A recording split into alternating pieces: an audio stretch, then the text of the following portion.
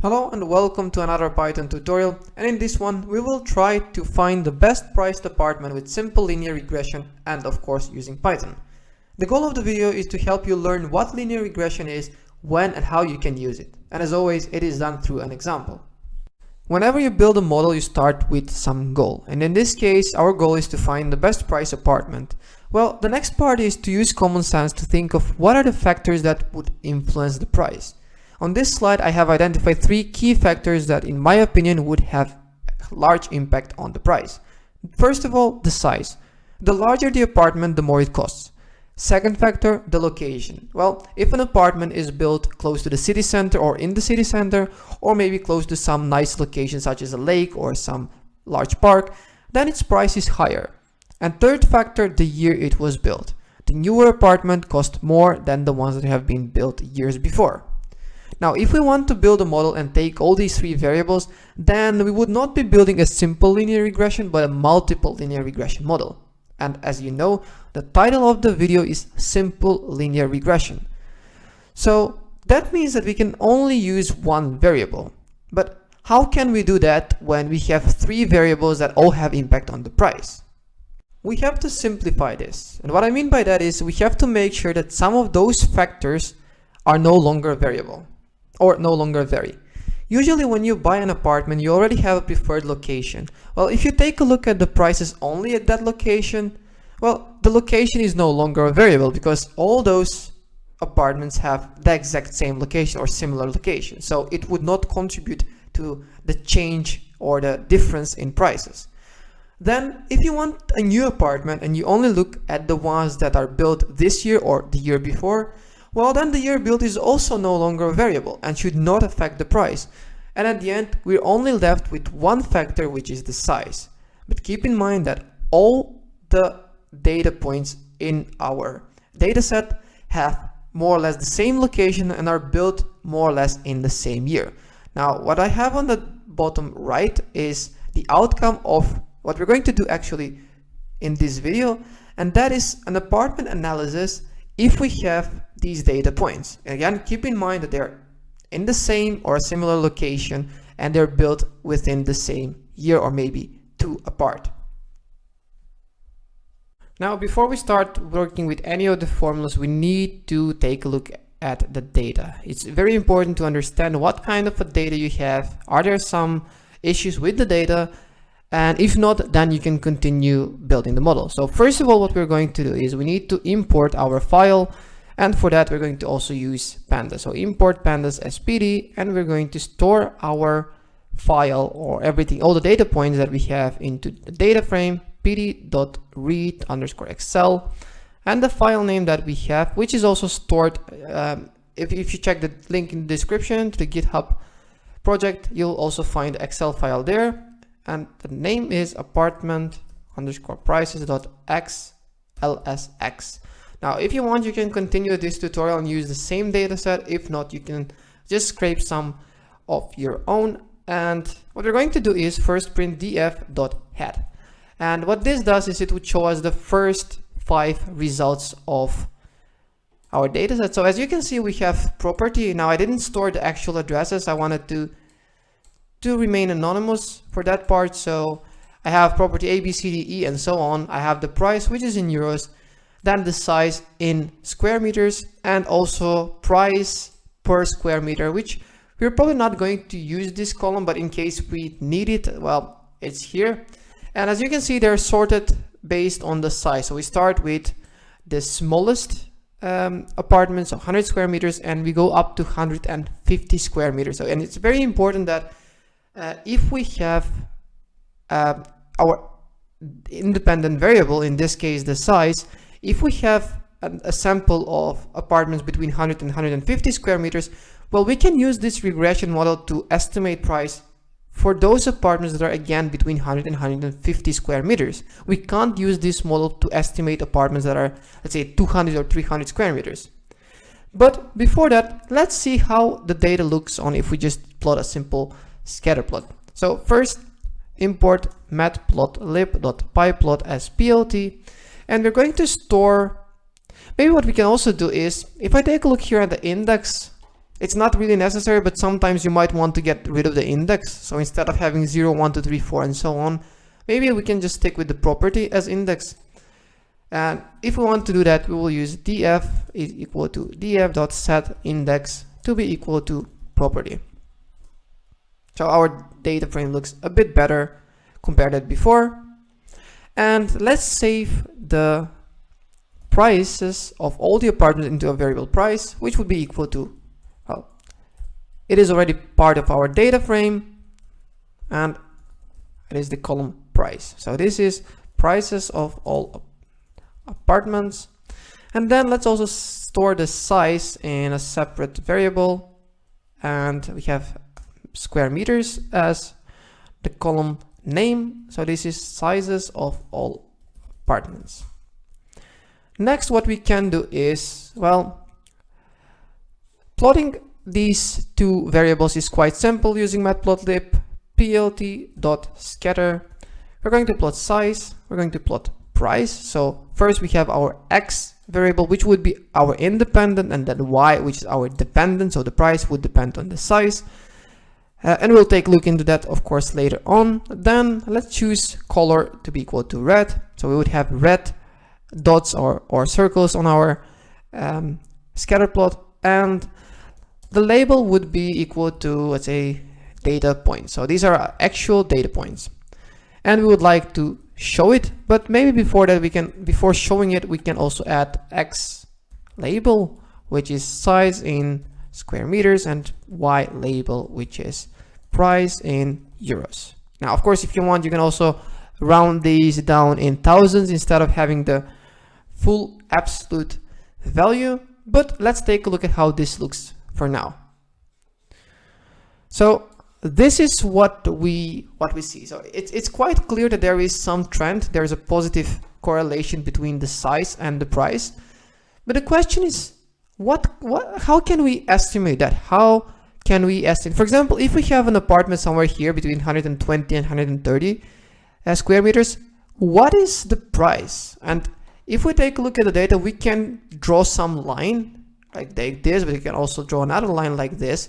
And what this simple linear regression would help us is basically it would draw this line between these data points, and it's actually the so-called best fit line. And what that means is the line that will be drawn would actually have the smallest error if we compare the line, which is the estimate, with the actual point. So the difference if we compare the actuals with the estimates would be as small as possible, meaning if we draw any other line, it would contain more errors than the one we have. So that is something that we're going to do next. So we're going to try to draw that line, but in order to do that, we need to go a bit more and understand the formulas. But actually, before we go to that, when we have the scatter plot, we can also take a look if there are any outliers. Now, in this case, it seems quite okay. But if, for example, there was a data point down here or somewhere up here, we would probably be a bit more conservative about that data point, because if we have bad data, then we would also get bad results. So if you have a data point somewhere up here, like if somebody wants to sell a 100 square meter apartment for, I don't know, 850,000, well, maybe it's better to get rid of that data point, because, well, it's just messing with our estimate. What the single regression model would do is it would take it into account, but that data point is not the best representation of what is actually out there. And it could be a human error sometimes. Sometimes in this type of market, it could be that we have an outlier because somebody has a lot of apartments and decides to publish them out there for just overpriced for no reason. But if he or she sells one, then he or she would make a lot more profit than otherwise if that same apartment is sold at market price. Or it could be the other way also, that somebody wants to sell an apartment really quick for some reason and that apartment is underpriced. So if you have those outliers, it could be that you want to get rid of them before you move to creating the data. And this is something that you can use not only for apartments, but if you want to buy a car, for example, where if you have the same model of the car, and maybe you have the same year of the car, and maybe you have maybe the one variable that you would like to use regression to estimate the price. It could be the kilometers or the miles, or maybe you can even have that in some range and actually regress everything towards the year. So it's up to you to choose one variable as long as all the other common sense variables are fixed. Now, if you're afraid of formulas, there is no reason to be afraid of the linear regression formula, because it's quite simple, and I'll go step by step to explain it, but trust me, it would take no time for you to understand it. So basically what we do here is, on the right side I have a part of the presentation which actually shows the formula, the big picture. So what we have is every y variable, or every dependent variable, in this case the price, so all of these data points can basically be estimated through that single straight line, which is the linear regression line. And if we go all the way to the left, there is a point where that line is cutting that y-axis, and that is the interception point. Now at the moment, as you can see, what Matplotlib does is it only selects the part of our x and y axis where we have data points. So the starting point is 500,000 and it goes up to 850, and on our x-axis it goes from 100 to 150, which is the data points that we have for the sizes. But if we move this, if we draw a line all the way to the left, then there would be a point where that line cuts our y-axis, and that is the so-called intercept point. Then we have the slope. Now what this is, it's basically, as you can see, it's multiplying x, right? So this is the coefficient b1 or beta 1 that's multiplying x. Now what that means is, for every x, or in this case for every size in square meters, there would be an increase of y. How much? Well, it all depends on that coefficient. So let's say that the b1 is 5,000 euros. Well, if that is the case, what we would say is that for every increase in square meter size of an apartment, the price would increase by 5,000, and that is again on average. So this model is actually same with what we have down here. So the price is equal to, starting from the point, the interception point, we add the size of the square meters multiplied by that slope, and that is something that we're going to estimate. And the way we estimate that is basically we have two formulas that we need to use. Now let's close all this and go to the fun part, which is creating all these formulas from scratch and actually understanding the logic behind it. So let's take a look into the two formulas. So what we do here is we have two different formulas, one for the slope, the first one, and the second one for the intercept, which is a bit simpler. These x and y that have this symbol actually mean that is the average. So x being the size, that's the average apartment size. Y average is basically the average apartment price.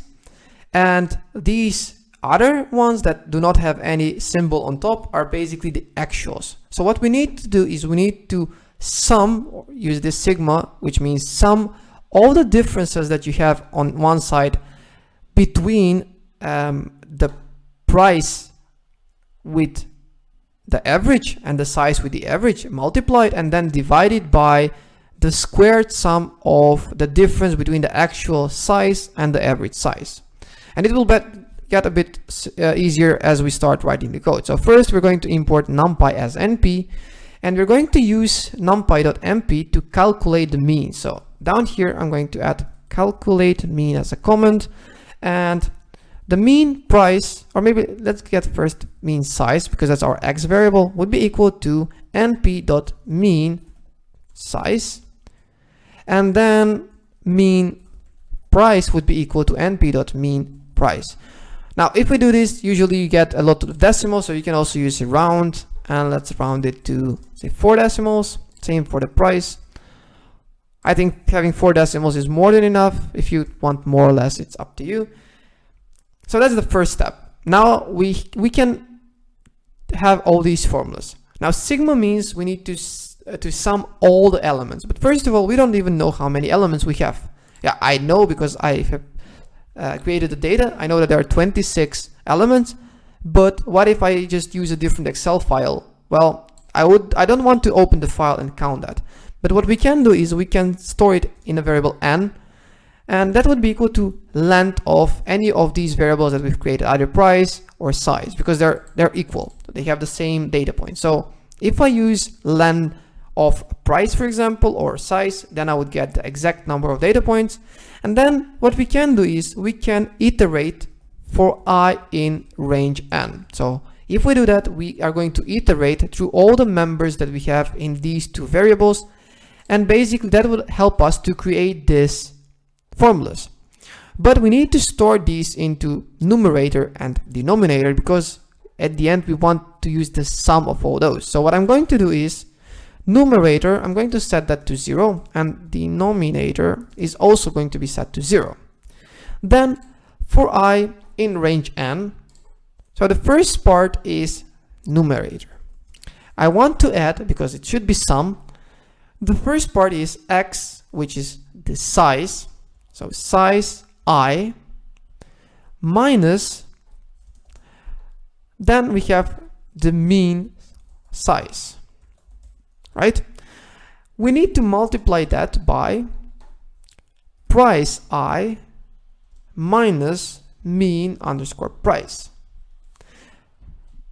That's it. That's all we need to do to get this top part of our slope formula. Then for our denominator, what we need to do is, as you can see, this part we already have up here, and we need to make sure that it's squared. Simple as that. Now maybe I'll just add a comment. These are the linear regression, maybe also simple linear regression coefficients.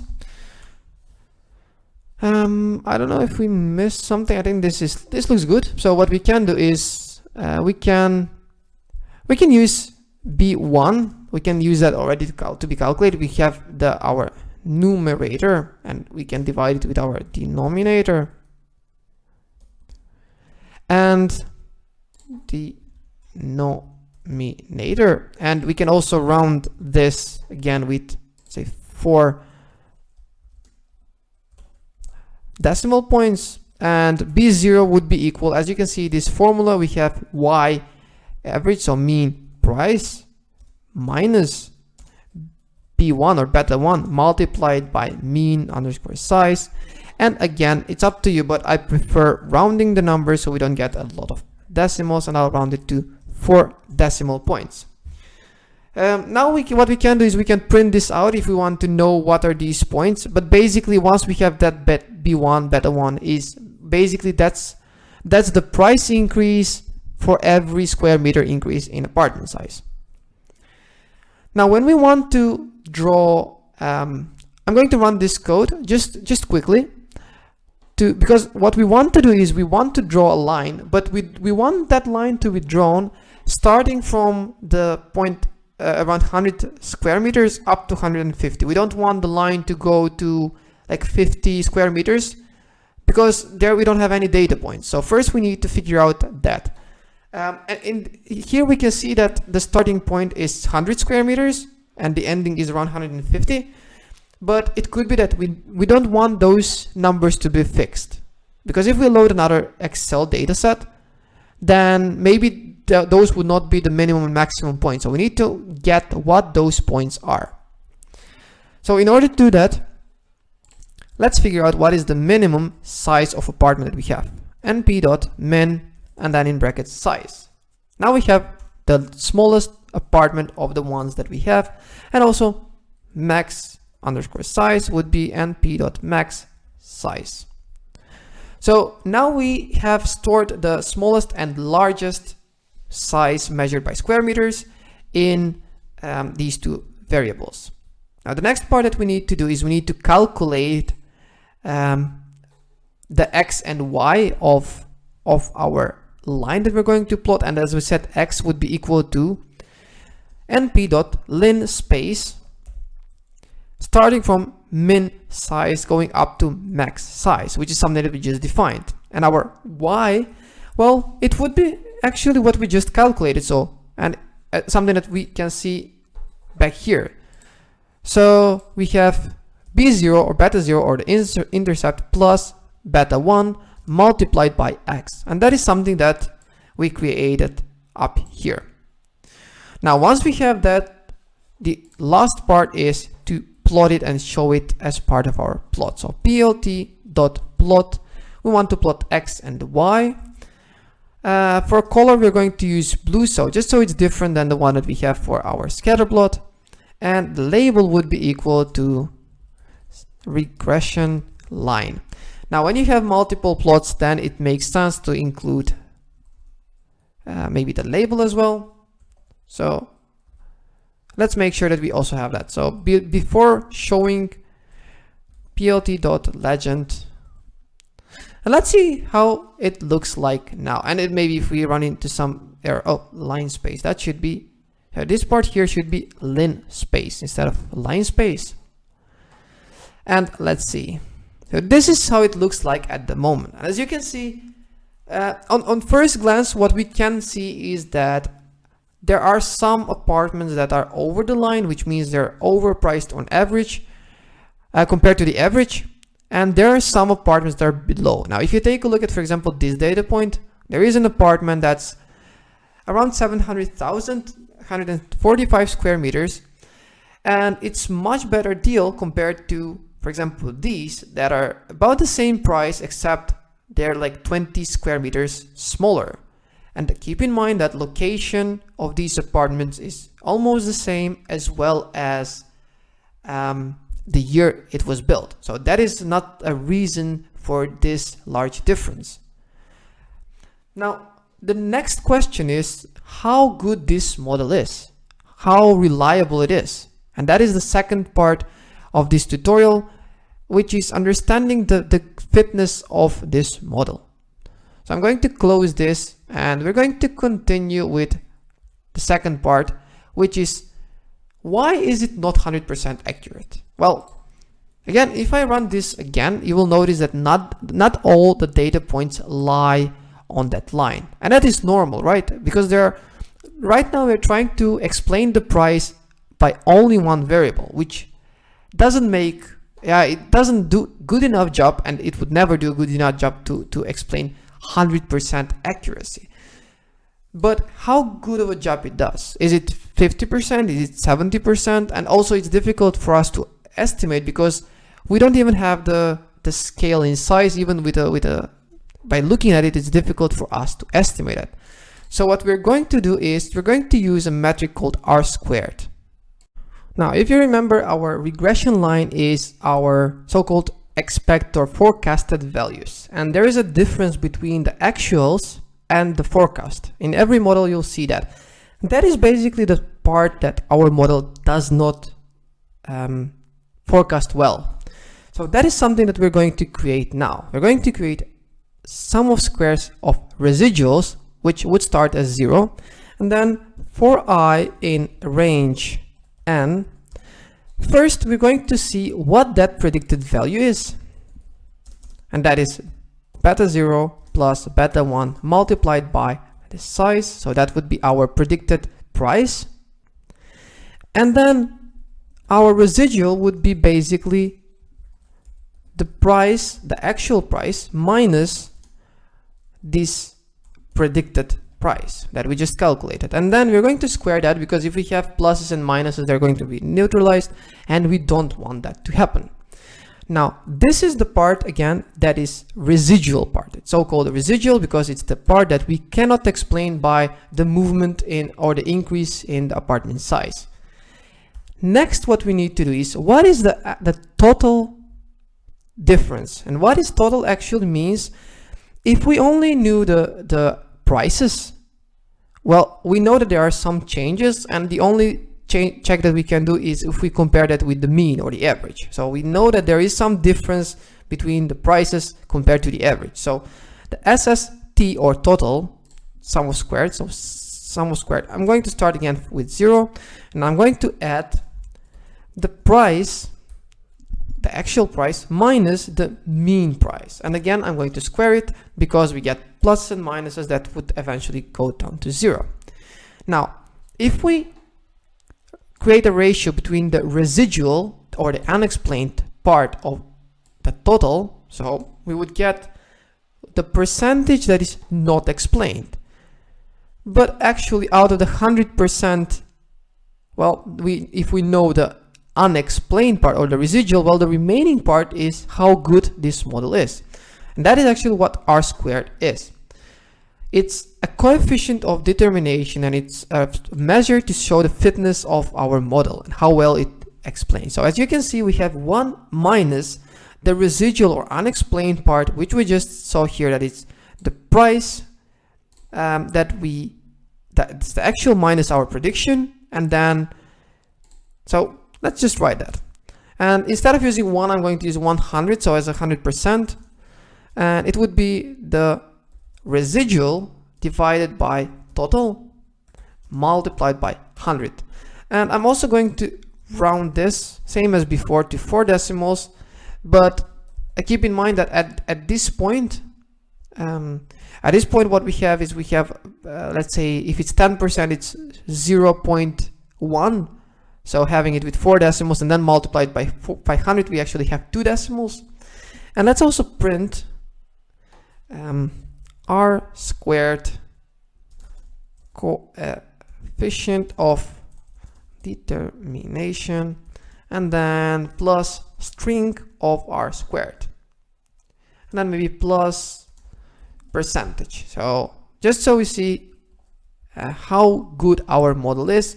And basically the output, whatever percentage it is, it shows how much of the fluctuations in the price can be explained with the fluctuation in size that we have. And let's run this and see if we get a good output, or maybe we get some error and then we need to figure it out. So this is actually the final part of this tutorial. We have a nice regression line, we have some deviations, but as you can see, our coefficient of determination is 87.77%, which is not perfect, but it is quite high. And that means that if we have the size, then we can, this is in a way the degree that we can estimate the price. So 87.77% of the fluctuations in price in euros can be explained by the fluctuation in size. So now if we have this, and this is only for one city, it doesn't matter which one, and also for a specific location in that city, and also for apartments built in a particular time.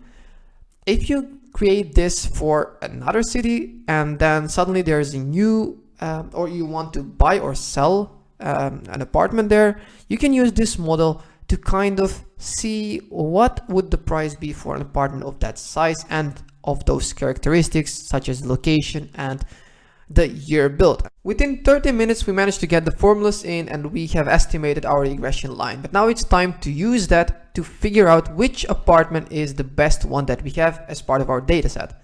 And the way we do that is we need to first understand and calculate what is the apartment that has the highest difference between the market price and the expected value or the estimated value, but not only in absolute value, but in relative value as well.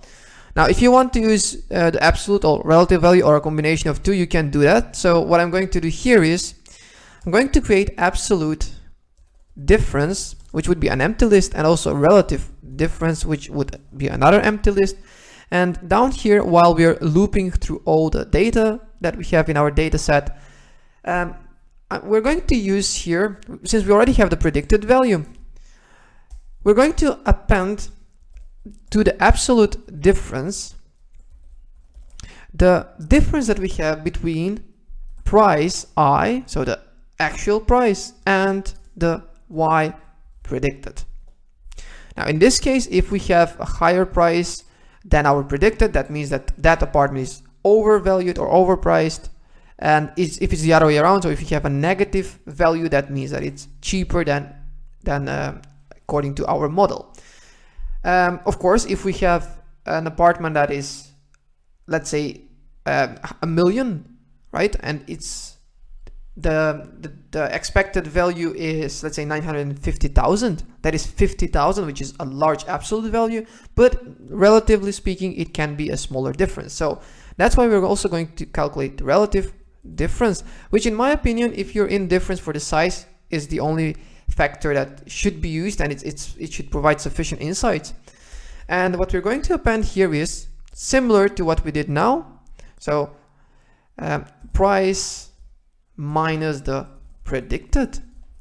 So that's our first calculation, and then that difference we're going to divide with, oh, this should be y predicted. We're going to divide with our predicted. And what we get here is we actually see by how much in terms of percentage is that property under or overpriced.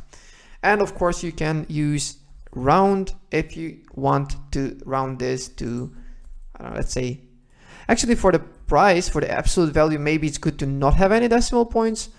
For this part, I would say it's good to have some roundings. Maybe we can have, let's stick with 4. So 4 decimal points.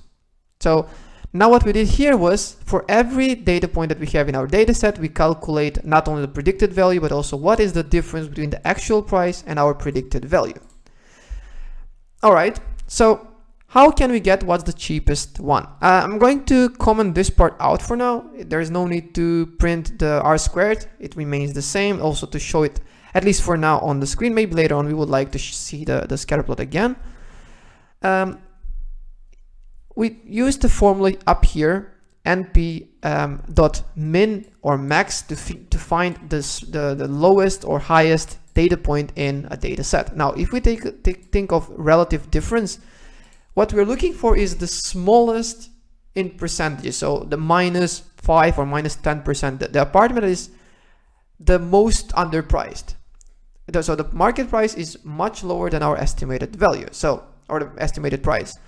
So what we're going to do is, for I in range n, if the relative difference I is equal to np.minimum, so if it's exactly the, if we found the apartment that has the smallest percentage or the most underpriced one, we would like to print which apartment it is. Now at the moment we don't have the property stored anywhere, but in this moment, if we try to store it like we did for the price and size, we're going to get an error, but maybe that's also good. I'm going to store it with capital P, because if we use property lowercase, that's already a term that is used within the language. So property df and then property. So this would be list of all properties. And the reason why we will get an error, but let's print property and then I. The reason why we get is because we used that as already as our index. So oops, y underscore predict, and this is what we would get, which is not great, right? And remember up here that we set property to be an index, which means we can't access it this way. So what we can do is we can just comment this part out, and that should work. And in fact, now what we would see is the property name, or in this case, you see it's S. So whichever property S is, that's the cheapest one that we have. Now let's figure out which property that is, and maybe make it a bit more descriptive in here. So instead of printing the property name, we can do the cheapest property is property, and then we get the name, or in this case it's just one letter, plus maybe we can do with a price of, and then plus price I. Now since this is an integer, we need to make sure that it's string, so we know what price is, plus and size of, plus string of size I, plus, and then let's say square meters. Now hopefully if we do this, hopefully we get that the answer, which is just the whole sentence, which is the cheapest property, and what's the price, and what's the size, and that's, oh, this should be str, so string, and let's see, quickly see if we miss something, so, or not. Plus property I. Now we should not get an error like that. So this is actually our result. So the cheapest property is property S with a price of 700,000 and a size of 145 square meters. So this is the result of our analysis, and I'm going to copy this part out now and go back to our scatter plot. So let's see that 700,000. I think that's the one that you can also show. That's the one that we already mentioned earlier in this tutorial. That was seemed a bit, so 145. It seems like this is the cheapest one. Of course, as you can see, if you compare this one with this one, it's almost the same size, yet the price is significantly higher of this upper one. And the last part that we can use this regression line for is, let's say that we have, I'm going to copy all this out. And what I'm going to create is, let's say that we have a list of apartments. So apartments, and those lists are just the size of this in square meters of those apartments, 100, 110, 120, 130, 140, and 150. And we would like to know what is the price, our expected or estimated price based on our formula. How can you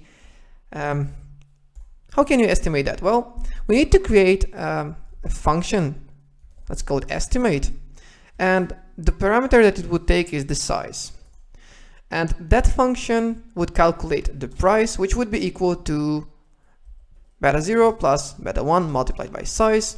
And since it's price, we can round this to 0 decimal points, and then we're going to return that price.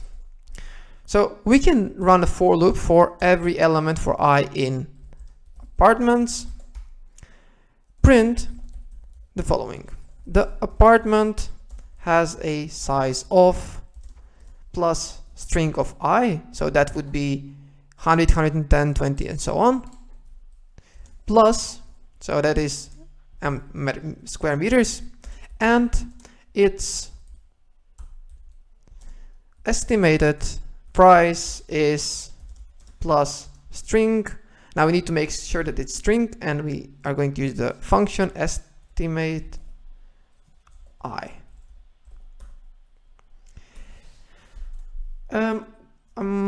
I think this should be sufficient. Maybe this, and yeah, if you want to have it like a for loop, then it would run through, and it should, the output should look something like this. So the apartment has a size of 100 square meters, and its estimated price is, and then you get an estimated price for all these.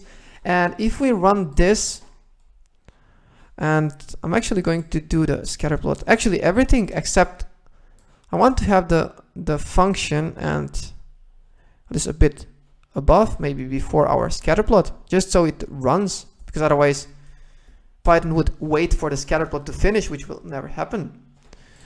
We also need the apartments on top here. I'm going to use it up here where we have our variables. And this is, maybe we can run this again, and let's see how it compares with our line. As you can see, if we have 100, then it's the price of 516,000, that's something around here, and then 110, 20, 30, and this part actually matches. And if we can also plot these on our plot if we want to. Of course, then we need to store these into a list as well, and then just use plt.scatter, something that we did already. Instead of size and price, it would be the apartment size that we just created and the output of our model as apartment price. And that would be all regarding this tutorial. If you have any questions or comments, please let me know in the comment section below. If not, I'll see you in the next video.